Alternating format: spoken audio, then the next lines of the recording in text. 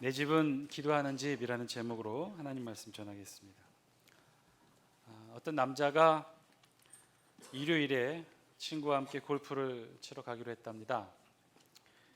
그런데 이 친구가 약속 시간보다 1시간이나 늦게 도착한 거예요. 그래서 이 남자가 화가 나서 친구에게 말했답니다. 왜 이렇게 늦은 거야? 그랬더니 친구가 늦은 이유를 이렇게 설명을 해요. 사실은 주일 예배를 빠지고 가는 게 마음에 걸려서 동전을 던져 앞면이 나오면 교회를 가고 뒷면이 나오면 골프 치러 가기로 결심을 하고 그래서 늦은 거야. 그랬더니 친구가 얘기합니다. 그러면 결국 앞면이 나와서 교회 갔다 온 거군. 그랬더니 이 친구가 얘기합니다. 아니, 동전을 던졌는데 계속 앞면이 나오기에 뒷면이 나올 때까지 계속 던졌지. 그래서 늦은 거야. 목사님 설교 시간만 되면 늘 맨 앞자리에 앉아가지고 이렇게 조시는 권사님이 한 분 계셨답니다. 어느 주일날 다른 주일과는 달리 예배가 끝나고 목사님이 이제 설교 끝나고 예배가 끝나고 이제 핸들링 하시는 그 자리에 권사님이 목사님 손을 잡으며 악수를 하면서 그날은 특별하게 이렇게 인사를 했답니다. 목사님, 오늘 제가 목사님 말씀을 들은 것 중에 설교 중에 가장 큰 은혜를 받았습니다. 이렇게 얘기하는 거예요. 맨 앞줄에서 항상 조시는 권사님이. 그래서 이 이야기를 들은 목사님이 조금 의심스러워서 기분은 좋았지만 네 그러세요? 그러면 제 설교에 어떤 부분이 그렇게 은혜를 받으셨나요? 이렇게 물었더니 이 권사님이 이렇게 대답을 했답니다. 네 목사님이 그렇게 말씀하실 줄 몰랐어요. 목사님이 이렇게 말씀하셨잖아요. 속꼭지 젖꼭지처럼 살아야 한다는 말씀에 저는 큰 은혜를 받았답니다. 목사님이 당황했어요. 아니 속꼭지 젖꼭지라니 내가 혹시 설교 시간에 말실수를 한 건 아닌가? 그래서 바로 내려가서 설교 원고를 이렇게 살펴봤답니다. 그랬더니 설교 원고에 이렇게 적혀 있었다는 거예요. 성도라면 소극적인 믿음을 버리고 적극적인 믿음을 가지고 살아야 합니다. 근데 이 소리를 맨 앞에서 조시면서 속꼭지 젖꼭지로 들었던 거죠. 이 유머를 들으면서 저는 한편으로 그런 생각을 했답니다. 아이고 그래도 권사님 은혜를 받았다니 그래도 한편으로는 좀 다행이라는 생각이 듭니다. 왜냐하면 사실 우리 신앙생활하면서 교회 매주일 예배를 드리면서 은혜 받고 감동받고 또 그렇게 하나님 음성 듣고 깨닫고 고백하는 일이 안타깝지만 우리에게도 그렇게 자주 있는 일은 아니죠. 때로는 교회 와서 예배를 드리면서 또 성도와 교제를 하면서 모임을 가지면서 은혜 받고 용기 얻고 새 힘을 얻어야 되는데 사실 항상 그렇지 않은 것이 우리의 현실이기도 합니다. 때로는 바로 이 자리가 받은 은혜를 그대로 쏟는 자리가 되기도 하고 때로는 은혜를 받기는 고사하고 상처를 받기도 하죠. 바로 이곳에서 은혜 대신에 욕을 먹기도 하고 사랑 대신에 미움과 증오를 서로 교환하고 다툼과 분쟁으로 서로를 향해 적대시하는 일들도 서슴없이 일어나는 곳이 오늘날 우리 교회 모습이 아닌가 생각해 봅니다. 우리 교회는 그렇지 않은데 다른 교회 예를 들면 그렇다는 것이죠. 그런데 교회에서 받은 상처는요 잘 치유가 되지 않는데요. 몇 년이고 몇십 년이고 두고두고 쌓기만 하지 특별히 교회에서 받은 상처는 정말 치유되기가 어렵다고 합니다. 우리 교회 장수교회 우리는 어떤가요? 우리도 이렇게 거룩한 곳이 되어야 되는데 사실은 우리도 조금 그렇지 못할 때가 있죠. 또 어디 교회뿐이겠습니까? 우리 그리스도인의 삶, 우리 그리스도인의 가정, 그리스도인의 일터, 우리 그리스도인의 삶의 자리 항상 그렇게 은혜스럽고 거룩한 자리일까요? 그렇지 못한 것이 또한 사실이죠. 왜 그럴까요? 왜 우리는 점점 더 이렇게 우리 성도들의 삶이나 교회의 삶이 이렇게 점점 거룩함을 잃어가는 삶일까요? 전에도 말씀드렸다시피 이 땅에서 우리 교회, 우리 그리스도인들은요 이 세상에서 하나님과 가장 가까이 지내는 자들이 바로 저와 여러분들입니다. 우리 어떻게 지내고 있습니까? 매일 새벽마다 교회 나와서 기도하고 예배드리고 수요기도회 매주일 예배 매일 기도하고 식사 때마다도 기도하고 늘 주여 주여를 입에 달고 다니지 않습니까? 말만 하면 은혜요 축복이요 예수님을 외치는 이 세상에서 유일한 자들이 바로 우리 그리스도인일 거예요. 세상 사람들이 바라볼 때 그렇다는 거죠. 세상 사람들이 바라볼 때요 유일하게 이 세상 가운데 가장 하나님과 가까이 지내는 자들이 오늘 이 자리에 앉아있는 저와 여러분들일 것입니다. 이 세상에 어떤 종류의 사람이 이렇게 종교성을 가지고 하나님과 함께 살아가는 사람들이 있겠습니까? 그러면 우리 충분히 거룩해져야 되는 거 아닙니까? 그런데 왜 우리가 거룩하지 못하는 것일까요? 우리는 왜 이렇게 거룩함을 잃어가게 되는 것일까요? 만약에 지금 바로 이곳에 우리 주님이 오신다면 과연 우리 교회, 우리 가정, 우리의 삶의 모습을 보시고 우리 주님은 무엇이라고 말씀하실까요? 기뻐하시고 칭찬하실까요? 2000년 전에 우리 예수님이 이 땅에 세우신 당신의 교회, 거룩하고 온전한 교회, 그 온전한 원형의 모습을 오늘 우리 장수교회를 통해, 우리 장수교회 성도 여러분들의 모습을 통해 우리 예수님이 발견하시고 기뻐하실까요? 제발 그랬으면 좋겠습니다. 우리 모두 예수님의 재림을 간절히 기다립니다. 초림에 이어 우리 예수님 재림의 모습으로 우리에게 오실 거예요. 그런데 그 예수님이 바로 이곳에 오셨다면 지금 우리의 모습을 보시고 무엇이라고 말씀하실까? 기뻐하실까요? 진지하게 오늘 본문에 앞서 스스로에게 먼저 질문해 볼 수 있게 되길 바랍니다. 사실 오늘 우리가 함께 읽은 본문이 그 내용을 다루고 있어요. 오늘 우리 본문의 말씀은요, 우리가 지난주에 함께 살펴보았던 본문에서는 그 후반부에 이어지는 부분인데요, 예수님께서 드디어 예루살렘 성에 입성하시게 되었죠. 우리 예수님, 당신이 그리스도이시고 메시아임을 다 드러내시면서 예루살렘 성에 입성하십니다. 소위 말하는 그리스도 사인, 메시아 사인을 다 드러내셨어요. 아무도 타보지 않은 나귀 새끼를 타시고 예루살렘 성에 들어가셨고, 그 나귀 새끼를 사용하심에 주가 쓰시겠다라는 말씀도 거침없이 남기셨어요. 그 모습을 본 제자들과 백성들, 이제 자신의 겉옷을 길에 펼쳐놓고 정말 메시아를 맞이하듯, 그리스도를 맞이하듯 그렇게 예수님의 예루살렘 입성을 제자들과 백성들 맞이하게 되었죠. 그렇게 대놓고 모든 사람, 세상 모든 사람들에게 예수님이 그리스도이심을, 메시아이심을 이제는 알리면서 예수님이 그렇게 예루살렘 성에 입성하셨어요. 제자들과 백성들이 그토록 환영했어요. 찬송하리로다, 주의 이름으로 오시는 왕이요, 하늘에는 평하여 가장 높은 곳에는 영광이로다. 제자들과 백성들이 열광하면서 예수님을 맞이했어요. 그리스도로 메시아로 예수님을 그렇게 맞이했죠. 제자들과 백성들이 그렇게 열광하면서 너무나 기뻐하면서 예수님을 맞이할 바로 그때 예수님도요, 남다른 감회로 예루살렘 성을 바라보고 계셨어요. 사실은 예수님도 3년의 공생애를 지내시면서요, 예수님의 사역의 목표가 어디라고 했죠? 저 북쪽 갈릴리 땅에서 시작한 예수님의 사역은요, 그 사역의 목표가 유대 땅 남쪽 예루살렘이었어요. 저 북쪽 갈릴리에서 시작한 예수님의 사역, 수많은 기적과 이적들, 갈릴리 호수를 중심으로 일어났던 많은 사역의 사건들, 경험들, 이제는요, 예수님의 그 사역의 목표를 남쪽 유대 땅으로 향하시고 내려오시게 되었죠. 중간에 사마리아 지역을 거쳐갈 수가 없게 되자 우회해서 이방 지역을 돌아서 베레아 지역으로 우회하셔서 돌아오셨어요. 이제 급기야 다시 요단강을 건너 여리고성을 거쳐 이제 예루살렘 성에 들어오게 되셨던 거죠. 그렇게 오시게 된 우리 예수님, 이제 예수님의 눈앞에 예루살렘의 모습이 펼쳐졌어요. 예루살렘을 바라보시는 예수님의 마음도 많은 생각들이 스쳐 지나가게 됐을 거예요. 3년의 공생애를 통해, 정말 많은 사역의 시간들을 통해 이 유대 땅 예루살렘에 오기까지 예수님도 많은 생각과 마음을 가지고 계셨을 거예요.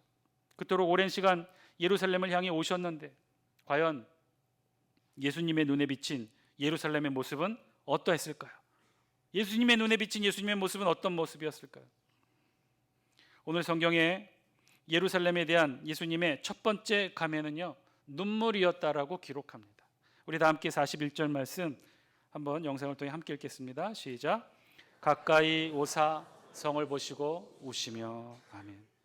그토록 오랜 시간 우리 예수님이 예루살렘을 향해 달려오셨다고 그랬어요. 북쪽 갈릴리에서부터 시작했던 이 사역의 시작이 이제 우회해서 이방 지역을 거쳐서 여리고를 거쳐 이제 예루살렘에 오시게 되었어요. 정말 예수님도 유대 땅 예루살렘에 천국 복음을 전파하기를 소망하시면서 그렇게 기대하고 소망하는 마음으로 예루살렘에 들어오셨는데 정작 예수님의 눈앞에 펼쳐진 예루살렘의 모습을 보시고 예수님은 우셨다고 그랬어요. 우리 성경에는요, 성을 보시고 우시며라고 번역되어 있는데요, 이 우시며라는 단어 우리말 번역 성경으로는요, 좀 우리가 느끼게 그렇게 느껴지죠. 예수님이 꼭 마치 예수님께서 감정을 사기시며 소리 죽여 우시는, 그래서 한없이 슬픈 표정으로, 그래서 눈에서는 눈물만 흐르는 그런 우시는 모습을 우리가 연상하게 되는데 실제 원어의 의미는 그런 의미가 아니에요. 오늘 성경에 우시며라고에 해당하는 이 원어 에클라우센이라는 이 헬라어의 기본적인 뜻은요, 어떻게 우는 것이냐면요, 숨죽여 소리내어 눈물만 흘리는 그런 울음이 아니라 곡하다, 애곡하다 이라는 거예요. 소리내어 부르짖으면서 처절하게 울부짖는 그 울음소리, 그 울음의 모습이 바로 에클라우센, 우시며라는 단어였어요. 예수님이 그렇게 우셨다는 거예요. 그저 슬픈 감정 억제하며 말없이 조용히 눈물만 흘리는 그런 울음이 아니었다는 거예요. 예수님 스스로 감정을 억제하지 못하고 밖으로 거침없이 드러내시면서 곡하며 목 놓아 소리내어 우셨다는 거예요. 여러분 상상이 가십니까? 지금 예수님이 어떻게 우시는 거였어요? 백성들이, 제자들이 예수님을 향해 호산나 호산나, 우리의 왕으로 오시는 주시여, 예수님을 향해 열광했다고 그랬지 않았습니까? 예수님이 그렇게 예루살렘 성에 입성하시면서 그 많은 소리들 중에 예수님은요, 오히려 목 놓아 우셨다고 그랬어요. 예루살렘 성을 보면서 그렇게 우셨다는 거예요. 한마디로 예수님의 눈에 비친 예루살렘은요, 그런 비통함의 모습이었고 안타까운 슬픔의 모습이었다는 거예요. 자, 그러면 왜 예수님은 이렇게 예루살렘을 슬픈 모습으로 눈물로 우시면서 바라보고 계셨을까? 예수님 당시에 혹시 예루살렘의 모습이 그런 모습이었을까요? 도처에 막 힘들어하고 죽어가는 사람들이 있고 우중충하고 활기 없고 다 패거이고 생기를 잃은 그런 도시가 예수님 시대 예루살렘의 모습이었을까요? 그래서 예수님이 그 모습을 보고 이렇게 슬퍼 우셨을까요? 아니요, 그렇지가 않습니다. 예수님 당시 예루살렘은요, 아이러니하게도요, 유대 역사를 통틀어 가장 번화한 시기를 맞이했었어요. 가장 번성했어요.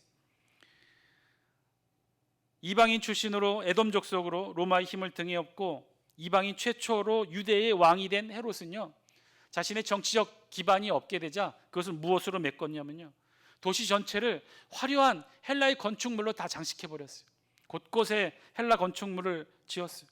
역사상 가장 번성하고 화려한 그리스 건축 양식으로 예루살렘 도시성 전체를 그렇게 꾸며놨어요. 1965년도에 세워진 예루살렘 박물관에는요, 지금도 가보시면 예수님 당시 예루살렘 도시의 모습들이 어떠했는지를 50대 1의 이 축소된 비율로 야외 대형 전시장에 전시해 놓았어요. 우리 사진으로 좀 보여주시겠어요?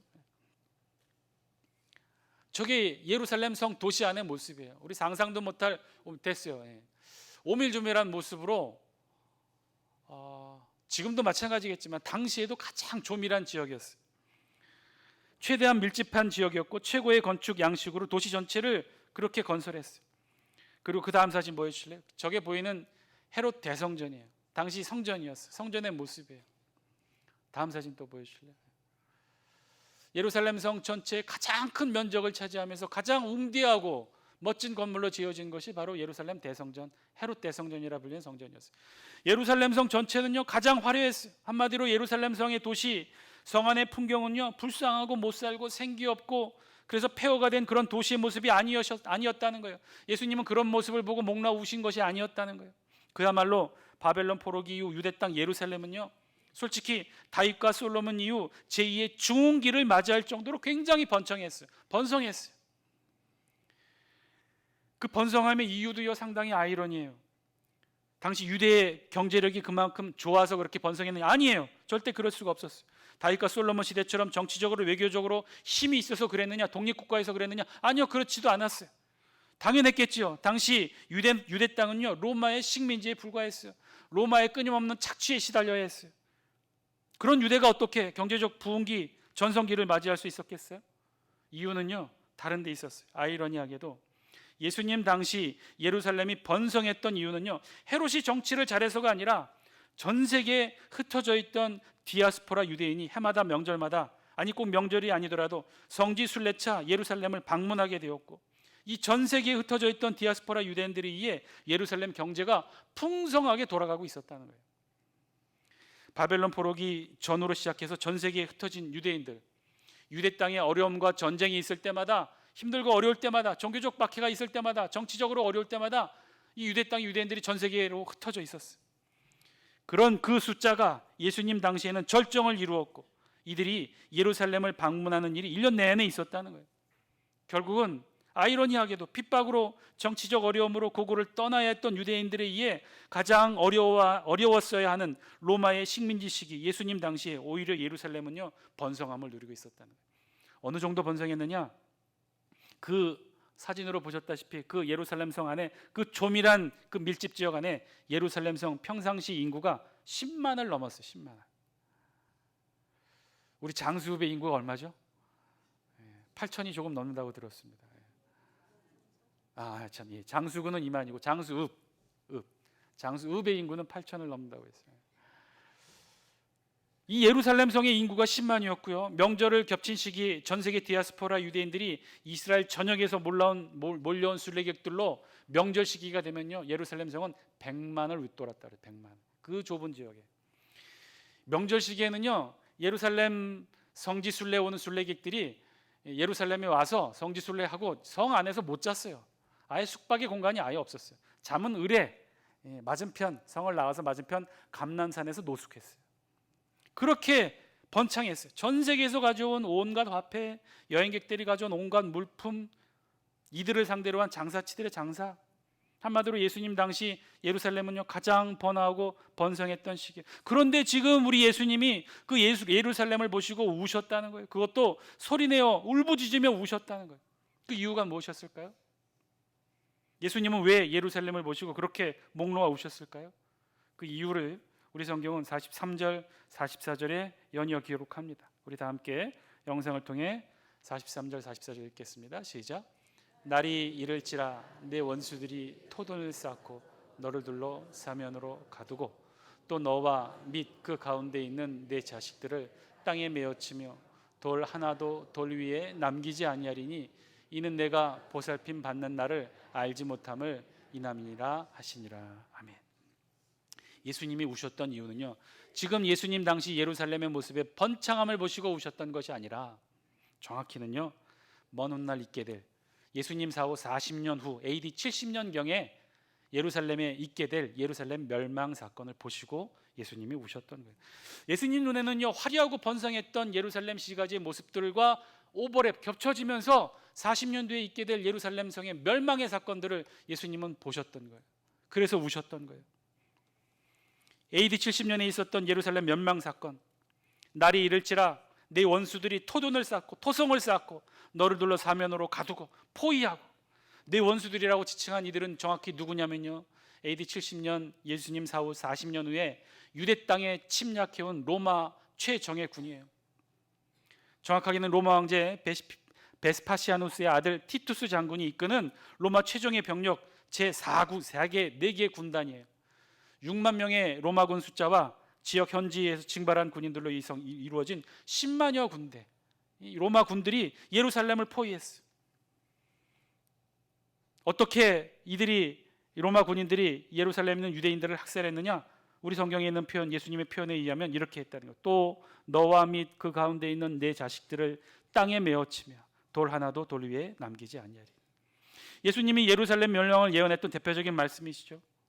그런데 특히 이때 상황이 얼마나 처절하고 비참했는지를 알려주는 문구가 오늘 예수님의 예언의 말씀을 통해 있었어요. 뭐라고 그랬어요? 내 자식들을 땅에 메어친다. 말 그대로 설명하면요, 어린 아이들 같은 경우 로마 군인들이 어떻게 죽였느냐? 발목을 붙잡아서 거꾸로 세워 땅에 후려쳐서 죽였다는 거예요.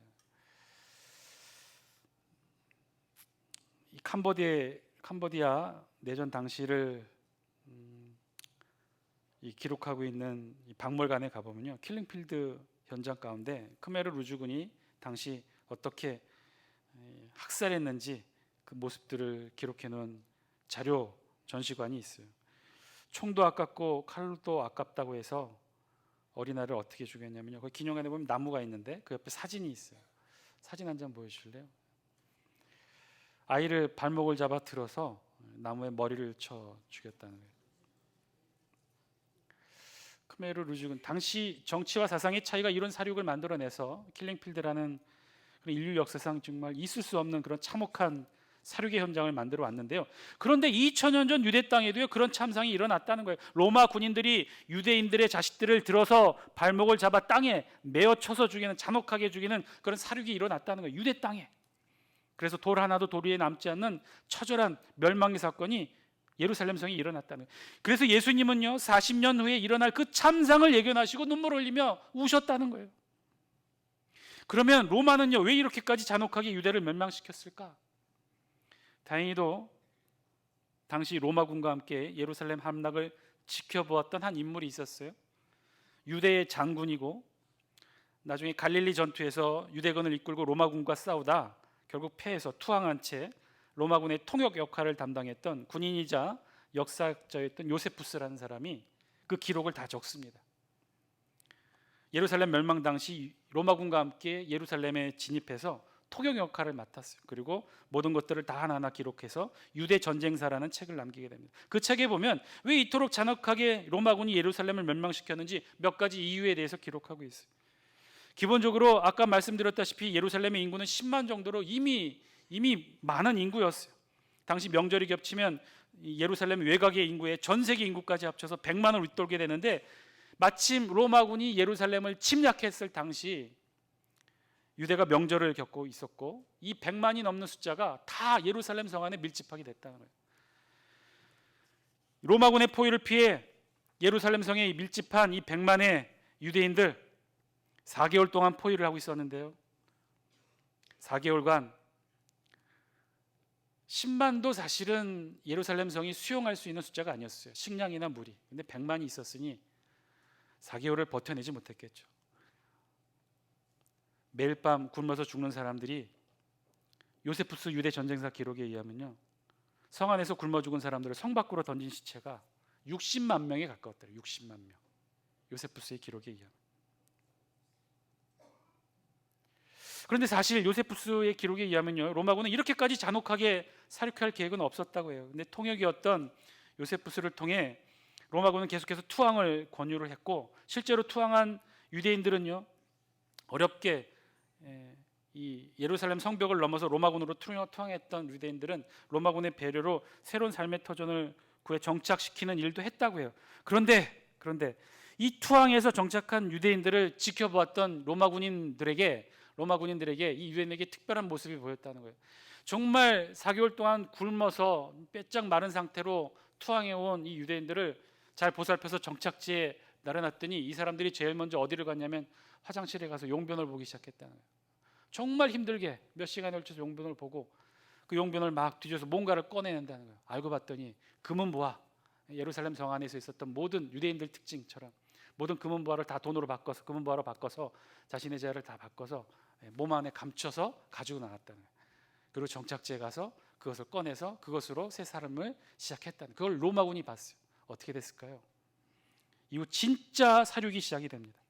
투항해 오는 모든 유대인들마다 로마군들이 그 자리에서 배를 갈라 금은보화를 갈취했고 그날 하룻밤만 유대인 투항자 2,000명이 사륙당하는 사건이 발생해요. 이 괴소문은요, 예루살렘이 완전히 함락되는 그날까지 계속되었고 나중에는 성인의 배만, 어른의 배만 가른 게 아니라 아이들의 배까지도 갈라서 금은보화를 탈취했다.